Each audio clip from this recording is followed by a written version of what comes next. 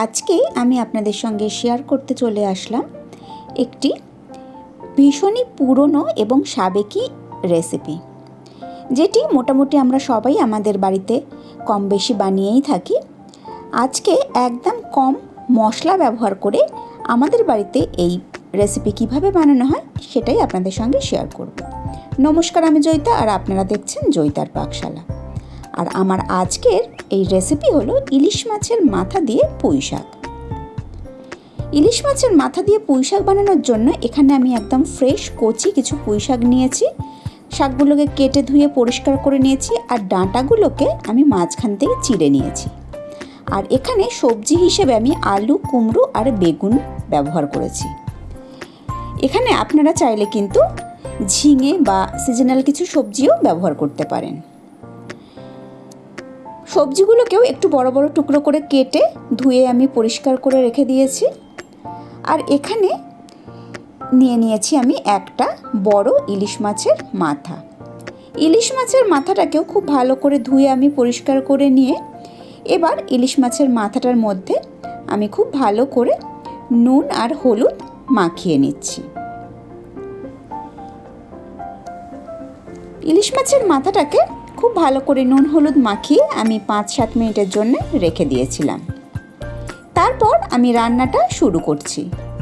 তার জন্যে গ্যাসে আমি একটা কড়াই বসিয়ে তাতে দিয়ে দিয়েছি পরিমাণ মতো সরষের তেল।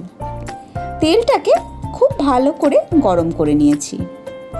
তেলটা গরম হয়ে গেলে এবার আমি ইলিশ মাছের মাথাগুলোকে দিয়ে আমি মাথাগুলোকে খুব ভালো করে ভেজে নিচ্ছি। আমি এখানে কিন্তু ইলিশ মাছের মাথাটা একটু কড়া করেই ভেজে নেব, কারণ শাকের মধ্যে যখন মাথাটা দেওয়া হবে যদি হালকা ভাজা হয় তাহলে কিন্তু পুরো মাথাটা ভেঙে ঘেঁটে যাবে। আর ইলিশ মাছের মাথায় যেহেতু ভীষণই কাঁটা, সেই জন্যে কিন্তু পুরো তরকারিটার মধ্যেই কাঁটা মিশে যাবে, তখন খেতে একটু অসুবিধা হবে। সেই জন্যে মাথাটা একটু কড়া করে ভেজে নিতে হবে। মাথাটা খুব ভালো করে কড়া করে ভেজে নিয়ে তুলে নিয়েছি। এবার ওই তেলের মধ্যে আমি দিয়ে দিয়েছি 5 ফোড়ন আর দিয়েছি বেশ কিছুটা চেরা কাঁচা লঙ্কা। 5-7 সেকেন্ড একটু নাড়াচাড়া করে নিয়ে তারপর আমি এর মধ্যে দিয়ে দিয়েছি সমস্ত কেটে রাখা সবজিগুলো দিয়ে আমি বেশ ভালো মতো তেলের সঙ্গে একটু নাড়াচাড়া করে নিচ্ছি। আর এই স্টেজে আমি এখানে দিয়ে দিয়েছি পুঁই শাকের যে ডাঁটাগুলো ছিল সেই ডাঁটা যেহেতু একটু শক্ত ধরনের হয়, সেই জন্যে আমি প্রথমেই এখানে ডাঁটাগুলো দিয়ে দিয়েছি যাতে ডাঁটাগুলো একটু নরম হয়ে যায়। খুব ভালো করে সমস্ত কিছু নাড়াচাড়া করে নিয়ে এবার আমি এর মধ্যে দিয়ে দিয়েছি পরিমাণ মতো নুন আর আমি এখানে দিয়েছি পরিমাণ মতো হলুদ গুঁড়ো। আমি কিন্তু এখানে আর কোনো রকম মশলার ব্যবহার করব না। প্রথমেই বললাম একদম কম মশলা ব্যবহার করে এই রান্নাটা কিন্তু অসাধারণ খেতে হয়। নুন আর হলুদ দিয়ে খুব ভালো করে মিশিয়ে নিয়ে গ্যাসের ফ্লেমটাকে লোতে করে দিয়েছি। এবার আমি একটা ঢাকা চাপা দিয়ে 5 থেকে 7 মিনিটের জন্য রেখে দিয়েছিলাম। যেহেতু এর মধ্যে নুন দেওয়া আছে, দেখুন এখানে কিন্তু অনেকটা পরিমাণ জল রিলিজ করে গেছে। আমি এবার একটু চেক করে দেখে নিচ্ছি ডাঁটাগুলো সেদ্ধ হয়ে গেছে নাকি।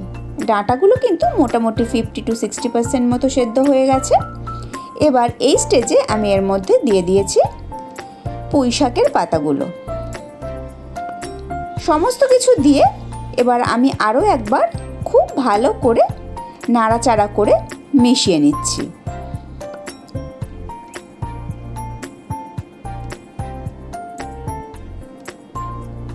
খুব ভালো করে সমস্ত কিছুর সাথে শাকটাকে নাড়াচাড়া করে মিশিয়ে নিয়ে গ্যাসের ফ্লেমটা লোতে করে দিয়ে আমি আবারও 5-7 মিনিটের জন্য ঢাকা দিয়ে দিয়েছিলাম।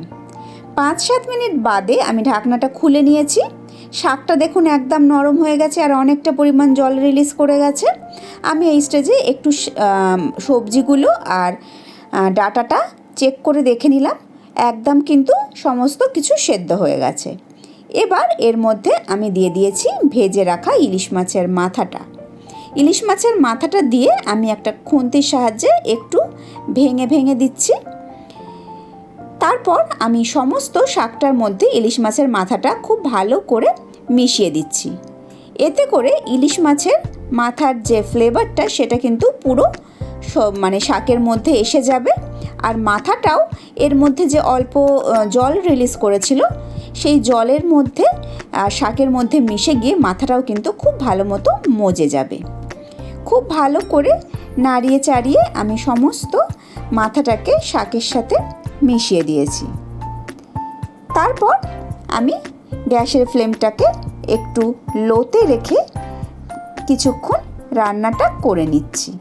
আর এই স্টেজে আমি এখানে দিয়ে দিয়েছি 1/2 চামচ পরিমাণ চিনি। এই শাকে কিন্তু একটু মিষ্টি হলে খেতে ভালো লাগে, তবে আপনাদের অপছন্দ হলে এটা স্কিপ করতে পারেন, তবে চিনিটা দিলে কিন্তু খেতে ভীষণই টেস্ট হয়। দেখুন 2-3 মিনিট শাকটার সঙ্গে মাথাটা থাকায় মাথাটা বেশ সুন্দরভাবে মজে গেছে। এবার আমি আরও 2-3 মিনিটের জন্য একটা ঢাকা চাপা দিয়ে রেখে দিয়েছিলাম। 2-3 মিনিট বাদে আমি ঢাকনাটা খুলে নিয়েছি। আমাদের ইলিশ মাছের মাথা দিয়ে পুঁই শাকের তরকারি কিন্তু একেবারে রেডি। আমি একবার খুব ভালো করে সমস্ত কিছু আরও একবার মিশিয়ে নিয়েছি। তারপর আমি গ্যাসের ফ্লেমটাকে বন্ধ করে 5 মিনিট স্ট্যান্ডিং টাইমে রেখে দিয়েছিলাম। তারপর 5 মিনিট বাদে এই গরম গরম ইলিশ মাছের মাথা দিয়ে পুঁই শাক আমি সার্ভ করে দিয়েছি। তাহলে আজকের এই ইলিশ মাছের মাথা দিয়ে পুঁই শাকের রেসিপি আপনাদের কেমন লাগলো অবশ্যই কমেন্ট করে জানাবেন। আমি আবারও হাজির হয়ে যাব কোনো নতুন রেসিপি নিয়ে নেক্সট এপিসোডে। ভালো থাকবেন, সুস্থ থাকবেন। আর আপনারা দেখছিলেন জয়িতার পাকশালা। ধন্যবাদ।